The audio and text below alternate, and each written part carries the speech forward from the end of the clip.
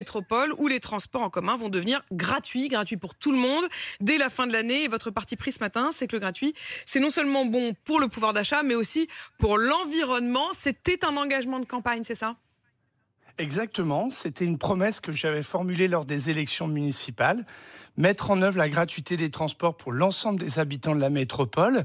Et nous avançons, elle est déjà mise en œuvre le week-end pour les plus de 65 ans, pour les moins de 18 ans, et le 21 décembre à 19 heures, eh bien, ce sera la troisième étape pour l'ensemble des habitants de la métropole, à la fois pour soutenir leur pouvoir d'achat dans un contexte de hausse du prix de l'essence et surtout tenir nos engagements en matière de réduction des émissions de CO2 qui sont une priorité absolue pour la France, partout, et donc il faut aller de l'avant et c'est ce que nous faisons à Montpellier. Alors évidemment, le problème, monsieur le maire, c'est que le gratuit, c'est pas gratuit. Ça coûte quand même. Qui va payer?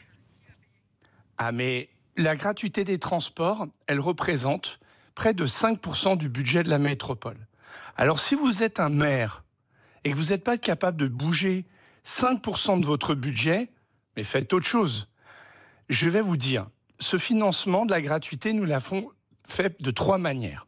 La première, elle est très simple, c'est dégager des marges de manœuvre, faire des économies, redistribuer des budgets. C'est ce que je fais depuis 3 ans, depuis que je suis maire.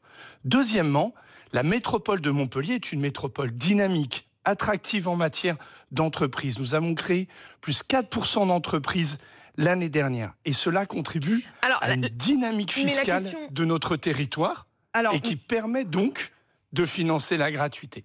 Monsieur le maire, l'opposition dit évidemment que ça n'est adossé à aucun plan de financement. Il y a aussi une question de politique, bien sûr, mais la question aussi, c'est l'efficacité. Alors, peut-être qu'à long terme, mais à court terme, il semble pour l'instant que ceux qui déjà prennent les transports sont évidemment ravis de cette bonne nouvelle pour leur portefeuille.